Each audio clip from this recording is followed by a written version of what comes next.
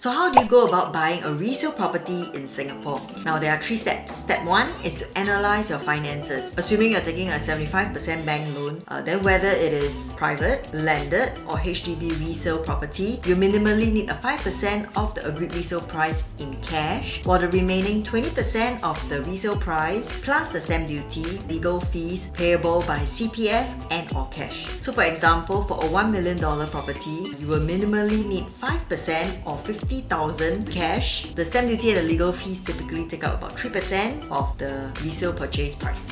Now step 2 is to meet a trusted realtor. I will usually advise my clients to do an in-principle approval with the banks first to find out exactly how much of a home you can afford.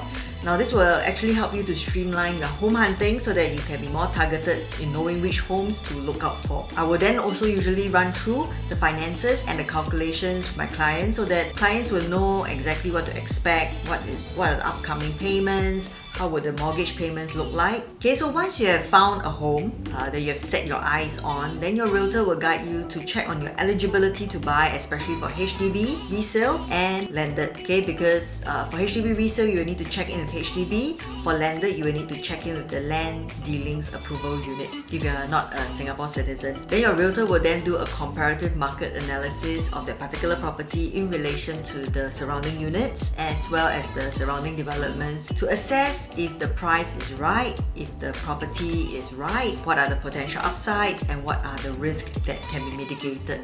Your realtor will also proceed to verify the ownership and the title of that property to make sure that the seller is the rightful owner and can sell it to you. Your realtor will also make sure that the title is clean and good so that when it's transferred to you, everything is okay. So your realtor will then also schedule a viewing of the homes and you can assess the condition of the homes before you commit to any of it. Now if you find any homes that you really like, your realtor will then submit an offer to the seller via their agent, and usually they will come back with one of these 3 outcomes. Either it is accepted, rejected or there is a counter offer. So if it's acceptance, then it's good news, then everyone can move forward. If not, we'll be back at the negotiation table. We will have to find out what are the terms and conditions that needs to be tweaked. Is the price okay? What are the changes that needs to be done? So once all the terms and conditions as well as the prices are agreed by all parties, then the seller's agent will issue a CEA prescribed option to purchase form to the buyer. This is in exchange of 1% of the agreed resale price or up to 1K for